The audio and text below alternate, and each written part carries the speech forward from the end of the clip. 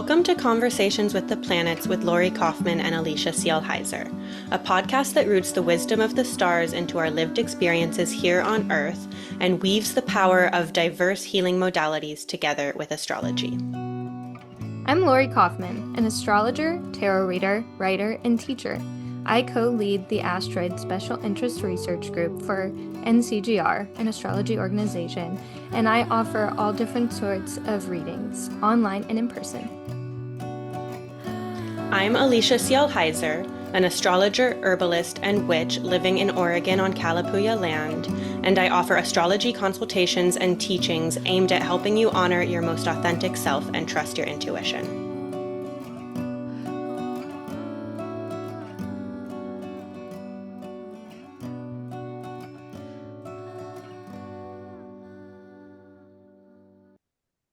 Hey everyone, and welcome back to Conversations with the Planets. And today we are wrapping up our conversation of the tarot by talking about the major arcana associations of the star through the end of the tarot, and also putting the Fool at the very end, which we'll explain why when we get there.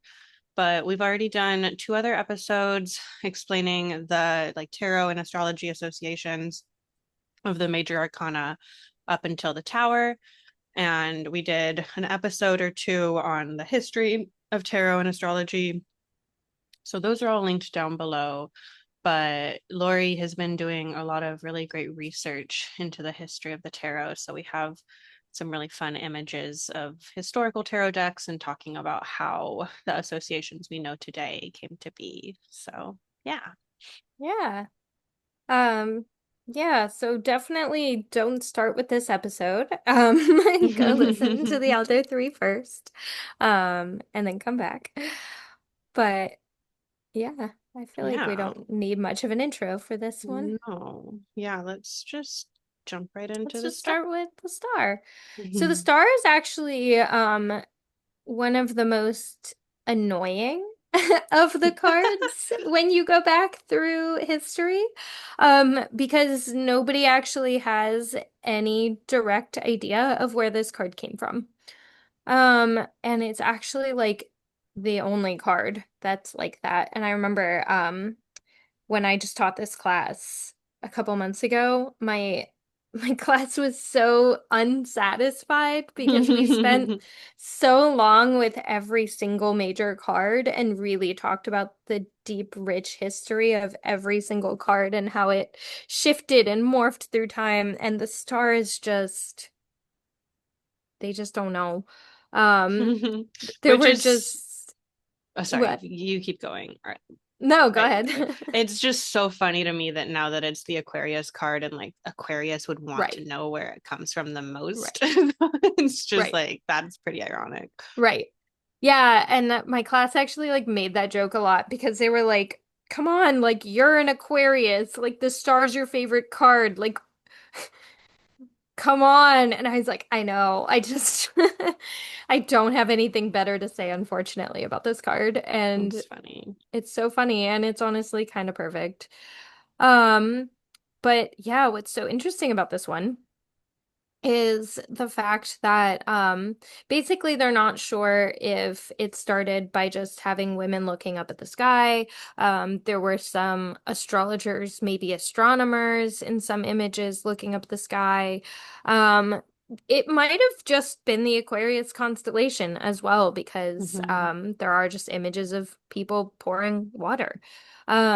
So there's no like direct idea on who exactly these people are supposed to be. There's no specific person or thing. It's just um abstract, I guess. And I also like one of my favorite things to point out when I teach tarot is that every character that comes after the Tower card is naked. Mm-hmm. So there is this energy around like the tower happens and all of a sudden there's this like rebirth or like nudity or like freedom that kind of like comes next of just like, okay, my clothes are off, like there's a vulnerability to it. And Mm-hmm. I just think that's really, really cool, really Yeah, interesting. that is really interesting. And there's the Rider Waite, so we can see kind of where it ended up. Yeah. So this card actually was originally associated with Mercury, which makes Mm-hmm. zero sense to me personally. Yeah. I'm not even sure why. It, yeah, some of them were just like a little bit out of order. But this was just the Hebrew letter associated. The only thing that like I was able to find or like I think is interesting is if you look at um the Rider-Waite deck, there's not modern, but there's a crane in the background who has always kind of been associated with Thoth. Yeah, there he is back there. Mm-hmm. So if you go back to the image that we were just looking at, you can see like butterflies in certain parts of that deck. And some people thought that the butterfly was to represent Psyche. Maybe there was a Psyche Eros situation going on. But this crane was the bird of Thoth. And so yeah, there's the butterfly. And there's a butterfly in the other one too, like in the way deep background. And yeah, And there's sometimes a there were birds. crane. There's the Yeah. crane. But it was already associated with Aquarius by the time these cranes came in.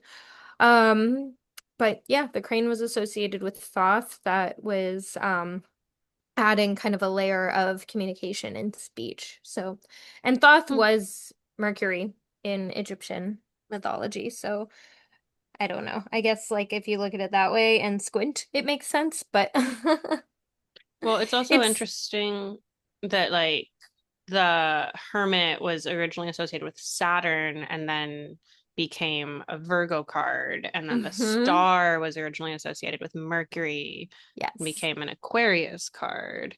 And then Yeah. also, in our last episode, we were talking about like Virgo could be the exaltation place of Saturn. Like they just Yeah. feel like congruent They feel energies. right. I feel like Mercury could do quite well in Aquarius as far as like a second exaltation schema as well. Yeah. Except Mercury, just like Saturn doesn't like mutability, Mercury doesn't like fixed energy.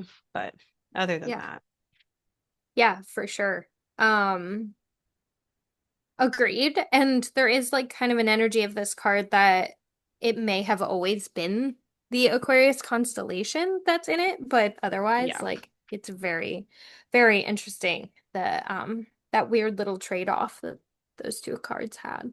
So yeah, that not is sure interesting. why, but it's a thing. Yeah. Yeah. Anything else about the star? No, we can move on to the moon.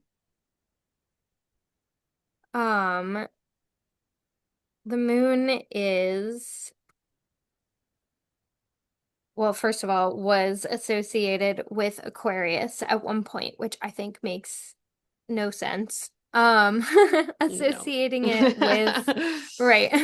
And there were some people who didn't like that so much that they just associated it either with the moon or with Cancer. Mhm. The modern association places it with Pisces just because of Which, the order of yeah, yeah. I also I don't mean, like that. As a when Pisces they're moon, even, I'm like, no, it's not. Yeah. Like, No, I know. I kind of feel the same way. I've never really understood the Pisces energy behind it. I feel like the sun, it should be the moon, yeah. or it should be Cancer. But And like Pisces deserves its own card. That's yeah, not just like it's an afterthought. Pisces is always the afterthought. Like it's the last of the zodiac. And like yeah, if you're at a lecture and they're talking about all of the zodiac signs, by the time they get to Pisces, they're tired. And which makes sense because as a yeah. Pisces, I am always very tired. But I'm like, we So deserve many a thoughts. card. Right. I know. Well, and I think it's interesting that the star is quite literally the Aquarius constellation, and then they're just like the moon, Pisces, I guess. And Yeah. then there's like quite literally like a crab or a lobster on it, and like it does not feel Pisces, but it definitely doesn't feel Aquarius. So No. Yeah, definitely yeah, more Pisces. I mean, the moon obviously has much more of an affinity for water than air, but absolutely. yeah. Yeah. Yeah, and I don't know, I like wasn't really able to find anything on Aquarius other than they were just like keeping them in order for the most part. Hmm. which they didn't even do with Mercury. So I don't know. Some of them were just like random. Who even knows? But here's the Who even Rider knows is Waite. correct. The dogs make sense. Like makes me think of like Hecate as a lunar goddess and her Yeah. dogs and wolves Yeah. howling at the moon. Yeah, it's one dog, one wolf. Mm. And it is a good, yeah, it's a good vibe. Their little howling moment. Werewolves. Yeah. Cool. I think. Oh, Yeah. there's another moon image. Yeah. So this is by the time Yeah, it the was associated Pisces. with It's just like Pisces. I don't know. whatever. It's Yeah. fine. Just overlook us once again. Right. I feel like the Hanged Man, because we were talking about that in Neptune, and I mean, Lori and I both use like traditional rulership that Jupiter rules Pisces, but the surrender of the Hanged Man makes Yeah. more sense to Pisces, honestly. Just I guess the order doesn't, but and yeah, Yeah. Pisces honestly is kind of just like a fish. We were just talking about how Pisces can really be like a jellyfish, just like floating around in the ocean. Like, can jellyfish even decide where they're going, or do they just float? Which is very Hanged Man energy. Yeah. I know. Yeah, that does make sense with Neptune, to be honest. Mhm. And Neptune being the ruler of Pisces honestly makes a lot Yeah. of sense to me. Jupiter Right. and like with the thema Right. mundi and all that, but as Yeah. someone with Jupiter and Sag, I am always very confused by Jupiter and Pisces. It's a very different iteration of Yeah. Jupiter.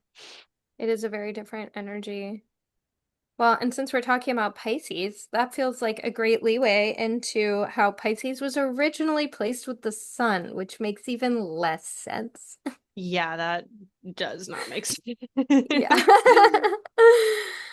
I honestly don't even have anything to say about that. It feels lazy. It feels like an afterthought. It at least kind of makes sense with the moon. It's almost Hmm. like they made it make so much little sense that they were just like, Yeah, it's better than it was. right. Like, Exactly. They're like, I like we're guess we'll tired. just do We'll this. give up.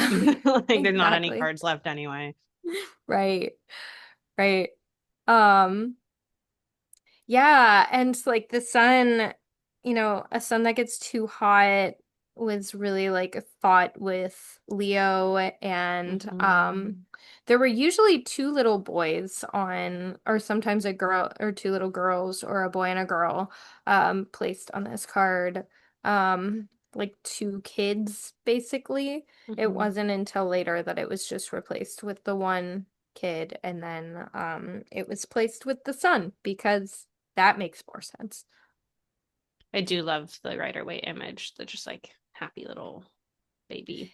Yeah, and I love his like giant flag that he has. Like, I just think it's so funny because there's like a delusional energy to this card. Yeah. Yeah, I feel like Leos can sometimes have fall into delusions, a little delusions bit. of grandeur. Yeah. I love Leos. I love you guys. But um okay, let's Yeah. sorry, this is gonna be a lot. Yeah, I think the giant banner was given to him to kind of represent this like comically largeness, like to Hmm. represent the material world. Yeah, I could see that. Yeah. Okay. And then judgment. Judgment. Yeah, so I mean, if you know anything about the Bible story, judgment is that. Um, they had changed the card a little bit, but it was pretty much always some sort of depiction of this story. So it really didn't change much through history or anything like that. Um, yeah, there were some images like this one that show like the mom, dad, and child. Yeah, that And is a little so different. yeah, that was a trend for a while through history where it was like mom, dad, and kid. The Rider-Waite one actually you can make the same argument, and sometimes the kid would be blue. Yeah, Hmm. this one kind of has mom, dad, and kid energy, but then there's like also mom, dad, and kid energy in the back too. There's like two families, I guess. Um, And this card was originally placed with Saturn because it was supposed to Yeah. represent phases of life, which I don't think totally makes sense, but I feel sure. like just judgment and Saturn makes sense. Like Saturn loves to judge. Yeah, fair. Saturn's very critical. But Yeah. and But then I as like guess the final judgment, I don't know, well, but and I then don't not see it. before Uranus was discovered, like for most of human history, Saturn was the end of the solar system. It was the last planet we could see with the naked Right. eye, and so Pluto kind of took over the associations with death. But for so long, Saturn Yeah. was the death and was the ultimate ending. Um, Yeah, but I feel like Saturn makes more sense to go with the world because it's the final card in mhm. that Yeah, sense. I that think does that make just like, sense. yeah, it just like makes more sense than Judgment to me. But I also like kind of get where they were coming from with placing that. The modern association, it did end up getting associated with fire, I believe, Mm, which then was given Pluto. yeah. And also with Saturn and the phases of life, like, Saturn cycles, and every 7 years, we do tend Right, to enter new phases of life and major transformations. So right. they're, but yeah, the world makes sense for Saturn too, Yeah. which, Yeah. yeah. I So mean, the here's some world, I more. think, yeah, I think it makes a lot of sense with Saturn. This judgment card is really pretty with the rainbow. Yeah. I know, I like that one. That's the, But why is Uranus in here? honestly, I think because Uranus was found right before this deck was created, the Hermetic deck, and I think they just were like placing him in a lot of cards. He's in Okay. a couple. Um, Otherwise I'm not sure what's going on in that card. I don't really There's a lot understand going that on in deck. that There's card. so much going on. Okie doke. Yeah. Everything about the Hermetic deck is a little bit weird. Okay, the world. The world. So they originally placed the world with the sun, which I think Mm, is weird. The world has always had this energy of finality and endings.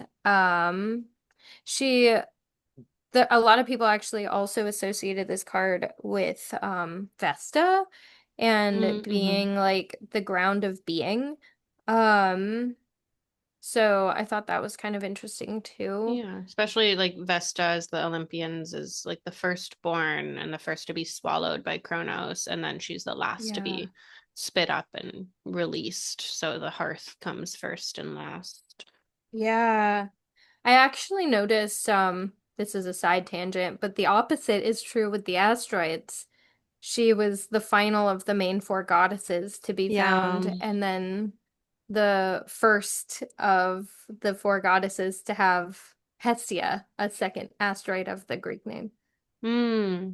That is So I was like, interesting. that's interesting. I don't think it means anything, but I thought it was a fun fact. Everything could mean something if you try hard enough. And I try hard enough. Uh, um, Anyway, but yeah, I thought this was really interesting that it was associated with the sun, Yeah. and there was kind of a like fixedness, I think, to it. And like almost like a cycle as well, like the sun and like the Exactly. earth's rotation around the sun drives our seasons and this like cyclical round Yeah. nature that, I mean, you literally see these circles in the world imagery. Yeah, exactly. And then we got the Rider Waite. I Yay. like this card. I do too. She's It's, pretty. I feel like it's a rare one for me to pull, and when I do, I'm like, satisfying. Yeah, it's a good one. Okay. And then why the fool at the end, Lori? Yeah, so the Fool was originally usually placed at the end. It wasn't until more modern days that it got placed with card 0 and it was put at the beginning or put first. The Fool was seen as the first and last card, and the original occultist, that's why all of the signs are shifted by one for the most part. Some of them were just Hmm. random or not given one at all. Um, but that's why all of them were kind of just like one off a little bit. Um, was because they shifted the associations to start with the Fool instead of end with the Fool with the occultist take. Um, and this card was actually originally placed with the air element, um, Mm. because this was before Uranus got placed with it. Which Uranus is the god of the sky, so still a little Yeah, bit of association there. still makes I sense. love this animal biting his leg.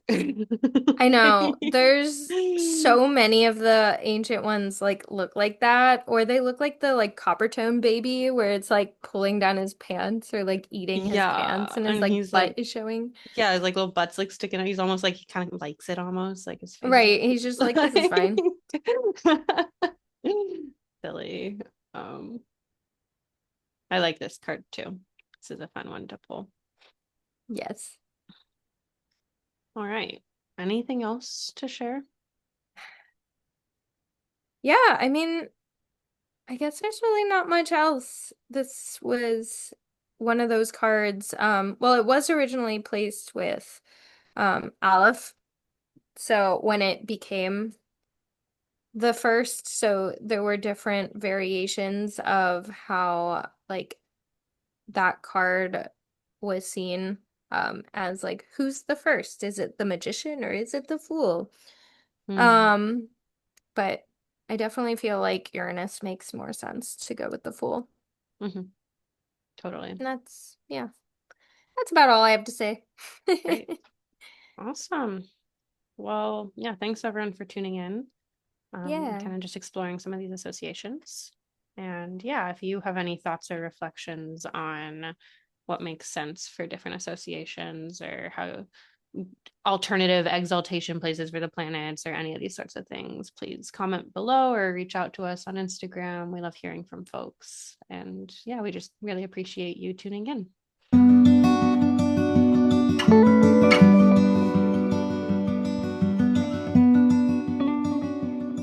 Thank you so much for joining us today. If you have any personal stories to share or thoughts and reflections about what we discussed in this episode, please comment down below or reach out to us on Instagram.